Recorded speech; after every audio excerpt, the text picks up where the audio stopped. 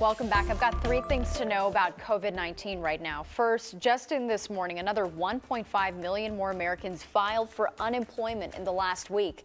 This marks the 10th straight week of declines in applications since the coronavirus hit. More than 28,000 cases of the virus are confirmed in Colorado. Within the last 24 hours, 18 patients have been transferred or discharged, and about 1,300 people died from COVID-19 in our state. 90% of those people were ages 60 or older. Now, more than 2 million cases of COVID-19 are reported in the United States. More than 113,000 people have died. With many states reopened for business, experts are now warning the pandemic is not over and we still need to take precautions.